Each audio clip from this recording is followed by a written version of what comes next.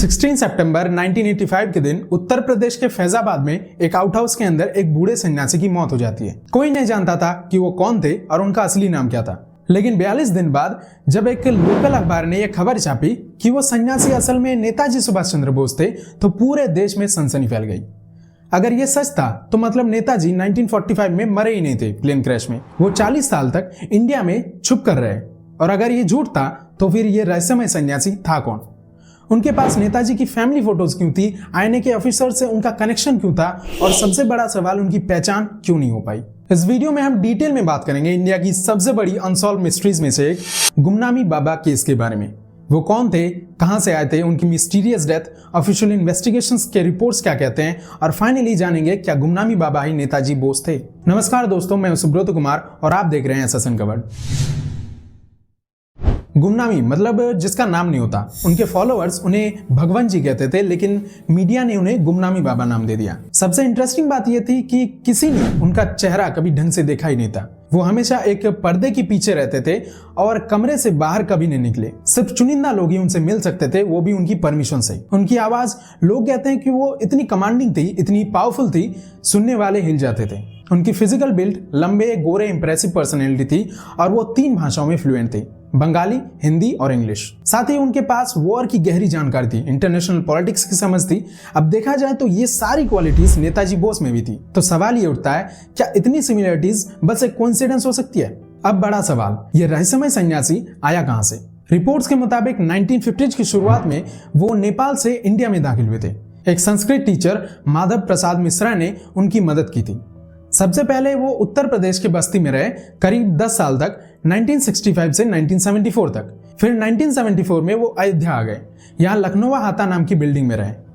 कई साल अयोध्या में बिताए, फिर एक जगह से दूसरी जगह शिफ्ट होते रहे और आखिर में 1983 में वो फैजाबाद के राम भवन में पहुंचे। ये घर था बीजेपी लीडर शक्ति सिंह का। राम भवन के आउट हाउस में एक छोटे से कमरे में उन्होंने अपनी आखिरी दिन बिताए। लेकिन यहाँ ध्यान देने वाली बात यह है, जब भी लोगों को शक होने लगता कि वो नेताजी हैं, वो तुरंत जगह बदल लेते थे। इससे भी लोगों को डाउट हुआ कि क्या वो किसी से छुप रहे हैं या कोई बड़ा राज है जो वो नहीं चाहते कि बाहर आए। उनके लैंडलॉर्ड गुरबाज सिंह सोधी ने उन्हें 2 बार कोर्ट ले जाने की भी कोशिश की थी उनकी पहचान वेरीफाई करने के लिए, लेकिन दोनों बार फेल रहे। एक जर्नलिस्ट वीरेंद्र कुमार मिश्रा ने पुलिस में कंप्लेंट भी की थी, लेकिन फिर भी कुछ नहीं हुआ। 16 सितंबर 1985 राम भवन के आउट हाउस में भगवान जी की डेथ हो जाती है। डेथ के 2 दिन बाद 18 सितंबर 1985 को शाम के लगभग 4 बजे फैजाबाद के गुप्तार घाट पर सरयू नदी के किनारे उनका अंतिम संस्कार किया गया। सिर्फ 13 लोग मौजूद थे। लेकिन यहीं से शुरू होती है असली मिस्ट्री। कोई डेथ सर्टिफिकेट नहीं, कोई क्रीमेशन सर्टिफिकेट नहीं, डेथ बॉडी की कोई फोटोग्राफ्स नहीं, क्रीमेशन में मौजूद लोगों की कोई तस्वीरें नहीं, और सबसे अजीब बात, 42 दिन तक किसी को भी कुछ भी पता नहीं था कि वो मर चुके हैं। अक्टूबर 1985 में जब एक लोकल न्यूज़पेपर नए लोग के एडिटर अशोक तंदुल ने ये खबर छापी, तब लोगों को पता चला। उस वक्त तक कोई नहीं जानता था कि इस रहस्यमय सन्यासी का क्या हुआ। तो सवाल यह है, क्या सच में कोई मरा था या ये एक एलोबरेट कवर अप था? कुछ लोग तो ये भी मानते हैं कि वो फेक डेथ करके कहीं और चले गए, हालांकि उनका समाधि स्थल गुप्तार घाट में अभी भी है। जब भगवान जी की मौत की खबर फैली तो पुलिस ने उनके कमरे को लॉक कर दिया, और जब उनके बिलोंगिंग्स का इन्वेंटरी बनाया गया तो सब शॉक्ड रह गए। लगभग 25 स्टील ट्रंक्स, जिसमें 2760 आइटम्स, कोई भी इन चीजों को भगवान जी के जीवित रहते नहीं देख पाया था। वो सब लॉक्ड थे। फरवरी 1986 में नेताजी की भांजी ललिता बोस को बुलाया गया आइडेंटिफिकेशन के लिए। जैसे ही उन्होंने वो आइटम्स देखे, वो स्टंट रह गई। उन्होंने कई चीजों को आइडेंटिफाई किया कि ये नेताजी की फैमिली की है। वहां पे बहुत सारे चौंका देने वाले आइटम्स मिले, जैसे कि राउंड फ्रेम स्पेक्टिकल्स, बिल्कुल नेताजी वाले, रोलेक्स वॉच, जर्मन बाइनोकुलर्स, वही जो आईएनए मेंबर्स इस्तेमाल करते थे, आजाद हिंद फौज की uniform, foreign typewriters, Bose family की फैमिली फोटोग्राफ्स, और सबसे इंपॉर्टेंट 130 लेटर्स। ये लेटर्स किसको लिखे गए थे? डॉक्टर पवित्र मोहन रॉय को। कौन थे डॉक्टर पवित्र मोहन रॉय?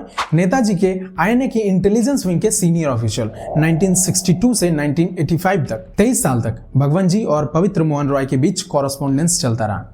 बुक्स भी मिली, India wins freedom by Maulana Azad, Netaji and Bangabandhu, Netaji through German lens, pre independence और पोस्ट इंडिपेंडेंस न्यूज़पेपर्स विद बाबाज hand written comments, handmade map of Bangladesh, cigar from Germany and Italy, INA officers के टेलीग्राम्स। तो ये सब चीजें एक ऑर्डिनरी साधु के पास कैसे हो सकते हैं। अब आता है सबसे इंटरेस्टिंग पार्ट, लोग क्यों मानते थे कि गुमनामी बाबा असल में नेताजी थे। पहला, फिजिकल रिजेम्बलेंस। जिन लोगों ने नेताजी को 1940s में देखा और फिर भगवंत जी को 1970s और 80s में देखा, उन्होंने पूरे कॉन्फिडेंस के साथ कहा ये वही व्यक्ति है।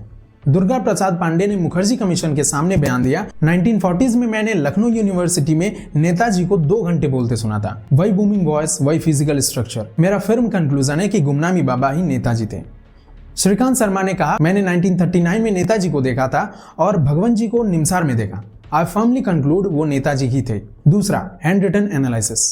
अमेरिका के famous handwriting expert Curt Baggett, 40 साल का एक्सपीरियंस और 5000 केसेस सॉल्व्ड। उन्हें 2 सेट्स ऑफ लेटर दिए गए बिना बताए कि किसने लिखे।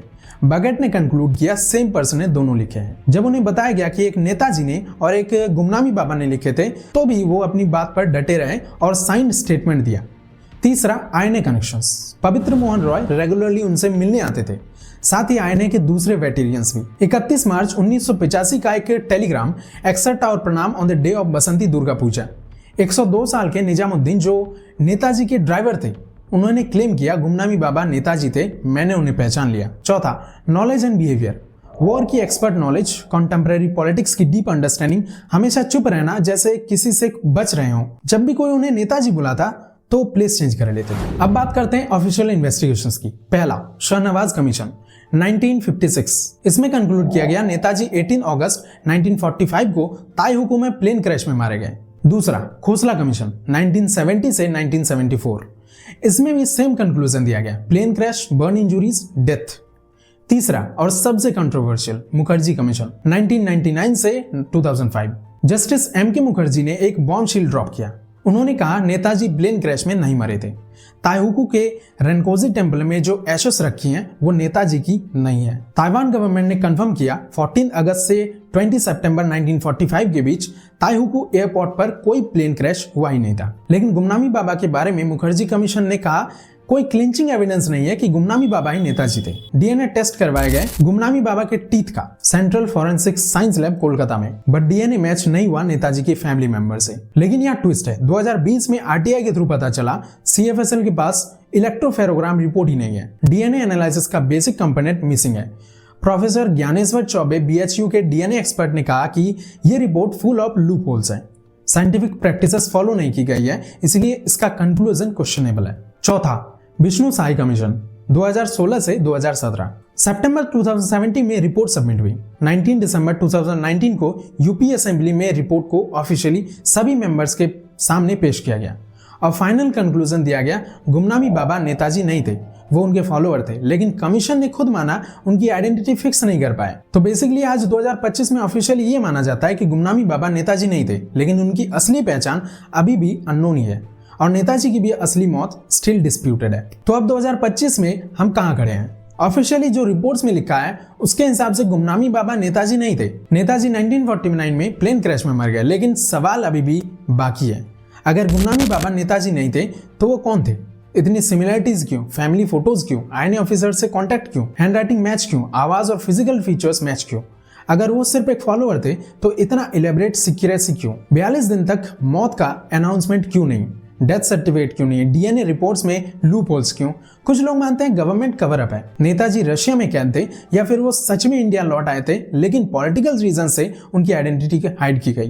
कुछ लोग मानते हैं गुमनामी बाबा एक इंपोस्टर थे जिसने कॉन्शियसली नेताजी बनने की कोशिश की। रियलिटी जो भी हो, बट अभी तक गुमनामी बाबा की असली आइडेंटिटी एक मिस्ट्री बनकर रह गई है।